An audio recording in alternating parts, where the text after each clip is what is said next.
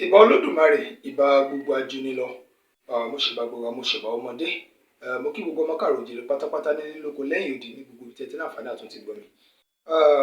Kí ni tí a jọ fẹ́ gbé yẹ̀wò? Kí ni tí mo tún fẹ́ sọ ní àkókò yìí? Kí n tó sọ̀rọ̀ tí mo fẹ́ sọ yìí, ẹ jẹ́ ká kọ́kọ́ wo fídíò yìí náà. Ẹ jẹ́ ká wo fídíò yìí. That sells drug, good or bad? Bad. How about the murderer? How about the one who commits adultery, zina? What about the one who rapes a child? What about the one who drinks alcohol? Good or bad? This person, one person that commits all of these sins, he commits all of these sins on a daily basis, but he prays is better in the eyes of Allah than the one that doesn't commit any of these sins but doesn't pray. Tẹ́ bá gbọ́ ọ̀rọ̀ tí arákùnrin yìí ń sọ, ẹ mọ̀ wípé danger, àdánwò tí Islam dá sí àwùjọ wa gẹ́gẹ́ bí ọmọ Yorùbá, gẹ́gẹ́ bí Nigerians, gẹ́gẹ́ bí Africans, ẹ mọ̀ wípé púpọ̀ gan. Ẹ̀yin náà imagine ọ̀rọ̀ táwọn èèyàn sọ. Bí Islam dẹ̀ ṣe rí nìyẹn, ẹ̀kọ́ tó fi kọ́ àwa náà fúnra wa láti kékeré nìyẹn. Kí ni tó ń gbìyànjú àti sọ? Ká pààyàn, ẹ̀ṣẹ̀ ni. Ká mutí, ẹ̀ṣẹ̀ ni. Ká fagbó, ẹ̀ṣẹ̀ ni. Ká pààyàn, ẹ̀ṣẹ̀ ni. Ká ṣe ṣìnà, kí èèyàn mọ̀ yàlè, kí èèyàn mọ̀ sógbó ẹ̀. Ìwà bàjẹ́ pátápátá. Ká rèpù yàn, ká fipá báyàn lò pọ̀, ẹ̀ṣẹ̀ ni gbogbo àwọn nǹkan wọ̀nyí. Ó wá lẹ́ni tí bá ti ń wu gbogbo ìwà yìí, tí ń kírun, ó lẹ́ni tí ń wu gbogbo ẹ̀yàn kan ṣoṣo tó ní gbogbo adúrú ìwà yìí lọ́wọ́, gbogbo ìwà bàjẹ́ yìí lọ́wọ́, tí wá ń kírun, ó ló lóore lójú Allah. Allah fẹ́ràn ru ẹni bẹ́ẹ̀ ju ẹni tí ò wu gbogbo ìwà yìí tí ò sì kírun lọ. Tó túmọ̀ sí wípé ìrun kíkí yẹn gan-an ni priority Allah. Ìrun kíkí yẹn gangan ò ní priority Allah. Tó bá ti ń kírun o bá wa mọ̀ wu gbogbo ìwà bàjẹ́ ayé tó sàn kírun náà, ó ti ráàánú gbà. Ó ní àdìsí Muhammad kan táwa gangan fúnra wa kà, tí wọ́n sọ, tí wọ́n ṣàlàyé pé ìwọ tó bá ti jẹ́ mùsùlùmí, kódà ó wà nínú àwọn àyà kan nínú Quran, ìwọ tó bá ti jẹ́ mùsùlùmí, sòfà tó bá sà ti jẹ́ mùsùlùmí, pé wọ́n pè ó sì ń jẹ́ mùsùlùmí, ó sì ń kírun, ìrun ró bá tiẹ̀ mọ́ sí déédé gan, ìrun ró bá mọ́ sí déédé kó mọ́ kí ní wákàtí 5 bó ṣe kó sí kí, ṣùgbọ́n ó sà jẹ́ mùsùlùmí, kó wá mọ gbogbo àbàjẹ́ ayé, tó bá kú ó wọ àlìjẹ́nnà. Ó ṣeé ṣe kó kọ́kọ́ lọ jìyà àwọn ẹ̀ṣẹ̀ tó ṣẹ̀ nílé ayé, àwọn ìwà burúkú tó hù, kọ́kọ́ jìyà rẹ̀ nù náà. Tó bá jìyà rẹ̀ tán nù náà, tó bá tó táìmù kan, wọ́n wàá wẹ̀ ọ́ nínú omi kan. Tó bá ti wẹ̀ yẹn nínú omi yẹn, wọ́n wàá dá yẹn padà sínú àlìjẹ́nnà. Ní tí Islam kọ́ àwọn èèyàn nìyẹn. Now, ẹ jẹ́ kí wọ́n bi wá léèrè, àlàyé ọ̀rọ̀ ìṣọ́bàlà káyè mu. Ọlọ́run ọba tó dá wa, òun lẹ wá sọ dìgbà wẹ́wọ́.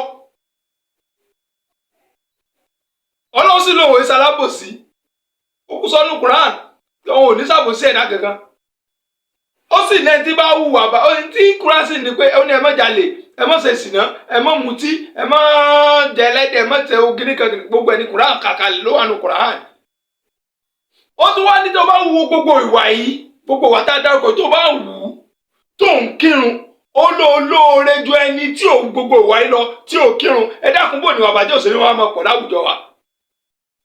Nígbà tí mo ti ní confidence pé bí n bá kú wà bàjẹ́, tí n bá kú, sọ́bà tí n bá ti ń kírun, tí n bá jẹ́ mùsùlùmí, tí n bá kú kò sí nǹkan kan, màá padà wà àlìjẹ́nnà náà ni. Ìwà bàjẹ́ ò máa pọ̀ sí mi. Ìtò fà tí ilẹ̀ Haúsá fi rí bí ilẹ̀ Haúsá ṣe rí nìyẹn. Òun lọ́mọ Haúsá ò fi ọ̀bẹ sí ara, tí ó sì lọ kírun, yóò sì kírun tán sàlámù aláìkùm àtìláì, yóò sì fọ̀bẹ yọ padà. Ìtí àwọn ìran tá a wí, àwọn ìran Haúsá tí wọn ò fi rí ìwà ẹ̀ṣẹ̀ bí nǹkan burúkú nìyẹn. Torí wípé kí ni, wọ́n ti fún wọn ní ọ̀pù wípé bó o bá kú o lórí Islam yìí, tó o kú lórí pé òun kírun, tó o kú lórí ìjẹ́ mùsùlùmí, gbogbo ìwà ẹ̀ṣẹ̀ tó lè wù kó o wù pátápátá, Ọlọ́run foríjì ọ́. Òun ló fi jẹ́ pé wọ́n nínú àdìsí kan náà pé tó o bá kú sójú ogun, jihad nafsin, ìjagun ẹ̀mí, tó ń jagun ẹ̀mí, tó o bá wá kú sórí ẹ̀, wípé o lọ ṣe wàásù, o lọ ṣe lecture, o lọ ṣe kinní kan, o wá kú ní ikú sẹ̀yídí, tó bá kúkú sẹ́yìndí ó wà àlìjẹ́nà wọn ò ní bí ó lè rẹ́sẹ̀ kankan tó gbélé ayé ṣe pé ìwà kan kékeré kan àlìjẹ́nà rẹ̀ sòsé ni láì bèrè iṣẹ́ lọ́wọ́ rẹ̀ dákun sọ bá làkàyè mu.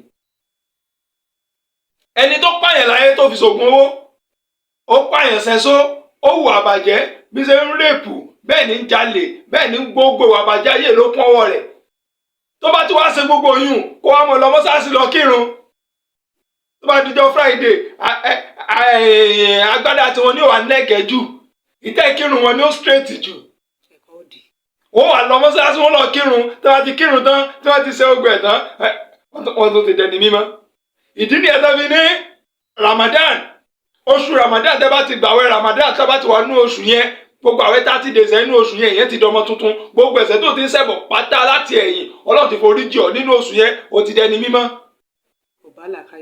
ò bá tún wá kírun tán ò bá tún wá gbàwẹ̀ tán kó tún padà núra dáadáa òun ó ti dẹni mímọ́. ó ní ara ìtumọ̀ rẹ̀ náà ní wípé gbogbo ẹ̀ṣẹ̀ tó ń ṣẹ̀bọ̀ láti ìgbẹ̀dọ́ tán ti bí ọ bóyá ó dẹ́ṣẹ̀ gbogbo ẹ̀ ìjọ tó bá ti lè lọ hajj tó lọ ṣiṣẹ́ hajj ó ti dẹni mímọ́ gbogbo ẹ̀ṣẹ̀ tó ṣẹ̀ pátá ó ti dàforíjì fún ọ. ẹ wo olú ẹ̀kọ́ yẹn. ẹ̀kọ́ rádaràda. òun náà ló ń bí tó fi já wípé tí wọ́n bá àwọn Boko Haram àwọn Boko Haram wọ́n ṣe bó ṣe wù wọ́n. tá bá fẹ́ gbọ́ bẹ́ẹ̀ lẹ́yìn wọ́n mọ̀ pé Allahu Akbar a sì nígbà Islam kọ́ ọ̀rọ̀ lẹ́ni yìí sọ yìí àbí fídíò kan gbogbo ẹjọ́ wò yìí. bó dẹ̀ ṣe rí nìyẹn kò parọ́ ẹ̀. ẹ̀kọ́ tí Islam kọ́ àwọn èèyàn nìyẹn ẹ̀sìn wọn ni wọ́n kọ́ yẹn ní ẹ̀kọ́ òdì bí kò ṣe Islam asọ́jọ́ ni pé Islam kọ́ àwọn ẹlẹ́kọ̀ọ́ òdì wọ́n ní kíjì pàṣẹ kíníkan ṣẹlẹ̀ wà kọ́ ẹlẹ́kọ̀ọ́ òdì báyìí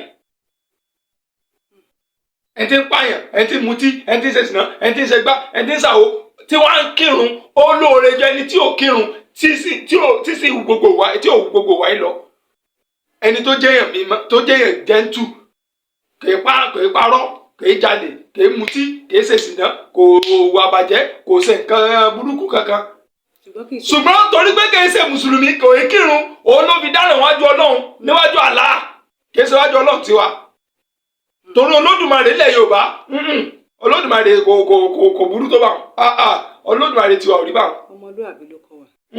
ìwọ ọmọlúàbí tí àwọn babaláwa tí wàá gbèsè wa lára tá a kọ́ látara bàbá wa òun ni tí Elédùmarè fi rán wa.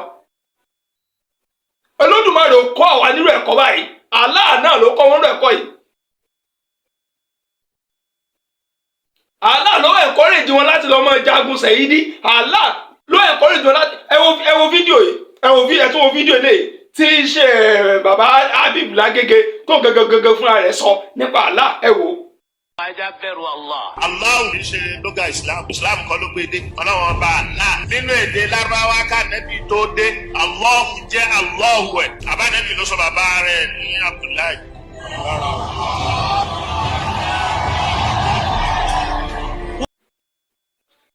ẹgbọ́n tí bàbá yẹn sọ bàbá yẹn ṣe kí ni ó ní Allah Saudi lónìí ọ̀rọ̀ tá a sọ́jọ́ kìíní àná nìyẹn tí wọ́n ní kí n mórí wá pé èdè lásán ni Sheikh Habibullah Baba Lágége òun ló sọ̀rọ̀ yìí ó ní kí Muhammad ò tó dé kí Islam ò tó dé ní Allah ti ń jẹ́ Allah rẹ̀ ní Saudi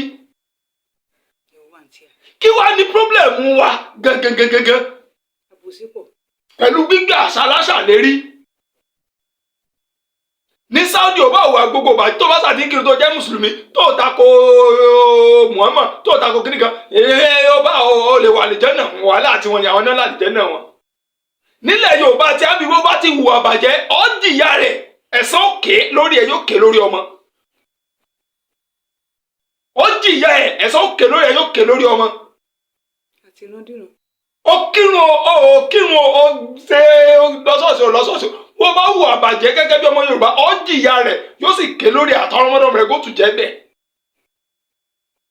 ká ní tó bá ti kírun tó bá sá ti ń kírun ó gẹ̀ẹ́sì kínní kan ó padà wọ àlìjẹ́nnà kálukú náà wá rẹ́pẹ̀ tí wọ́n ti bọ́ wọn pẹ̀lú false hope inú wọn náà wá nù pé at least I'm a Muslim.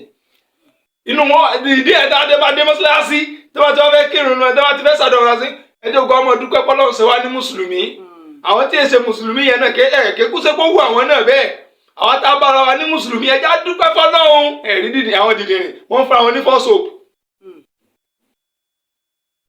torí pé bìlíìfù wọn ni pé sòfà tó ti jẹ́ mùsùlùmí yẹn o ti dẹni mímọ́ ó wà ìjọba ọ̀run o ti dẹni mímọ́ gbogbo ẹ̀ṣẹ̀ tó lè wù kó wù so far you are a Muslim you are better than all those people tó wù àbàjẹ́ òun náà ni wọ́n fi sọ̀rọ̀ kan bàbá kan wà bàbá yẹn ti kú báyìí kọ́ ló máa fi fọ̀run kẹ́ ẹ̀. àwọn tó bá mọ ẹni tí mò ń sọ yìí wọ́n á ti máa gbọ́ à ń pè ní Mr. Oni bàbá tí mo wí yẹn èèyàn dáadáa yé àtọ̀run ni Christian ni bàbá yẹn dẹ̀ dáa tán nígbà tí àwọn tí òye yẹn ò tí ì dé tá àti gbọ́ àwọn àgbéyàwó kankan màá mọ sọ́lọ́kàn mi gbà nígbà táwọn kékèké bàbá yìí kékeré làwọn tá a fi mọ̀ wọ́n màá mọ sọ́lọ́kàn mi gbà nígbà bàbá yìí kó lọ sí wọnú bàbá yìí kó sì sọ di mùsùlùmí. pẹ̀lú wà dáadáa tó ń wù. pẹ̀lú wà dáadáa tí bàbá yìí wù torí kó ti kọ́ wa wípé téèyàn bá kú láì jẹ́ mùsùlùmí kò lè rí ìyọ́nú Ọlọ́run gbogbo dáadáa tó lè wù kó wù láyé ayé náà ni ó ti gbẹ̀san rẹ̀. èmi ọmọ sọ́lọ́kàn mi gbà nígbà kó lọ tẹ kí bàbá yóò tẹ sí kí bàbá yóò tẹ sí kó tó kó báyìí kó sì rò ó sún gbàdá kó sì gba Islam. àṣetẹ̀ ni gbogbo àwọn nǹkan wọ̀nyí. ẹ wá sọ pé bí bàbá yẹn ṣe dáa tó bàbá táwọn yìí ó dáa gan bàbá yẹn dáa ó ní ìwà gbogbo èèyàn lóró yẹn dáadáa. kí wọ́n á nítorí pé kí n ṣe mùsùlùmí kò ní rí ìjọba ọ̀run kò ní ojú èrè Ọlọ́run èyí náà gbọ́ ọ̀run nù. wọ́n ṣàdúrà gbogbo àwọn ọmọ ṣàdúrà kọ́nà tẹ̀jọ́ àbáyọ̀ jẹ́ mùsùlùmí kọ́nà tẹ̀jọ́ kú kéye mùsùlùmí. àṣẹrọ ni Christian náà ló sì kú sí. àwọn rí ọ̀pọ̀lọpọ̀ mùsùlùmí dájọ́ jẹ́ mùsùlùmí ẹgbẹ́ ara wa nígbà náà tó yẹ pé ìwà tí ń bẹ lọ́wọ́ wọn ó burú ju nǹkan míì lọ. torí pé wọ́n jẹ́ mùsùlùmí àwọn ọmọ òwò pé wẹ́ ọlọ́fọwọ́ kan gbogbo wa burúkú tí ń yóò change ṣùgbọ́n àkọ́ndé ẹ̀mọ́ ẹ̀ torí pé àmọ̀ pé tó bá kú náà yóò rí àlùjánnà sílá káyè nìyẹn. ẹ jẹ́ ká ronú religion is the opium of the masses wọ́n fi ẹ̀sìn yẹn wọ́n fi ẹ̀sìn kó wa ní ọpọlọ ní àti Christianity àti Islam it is doomed on we the Africans.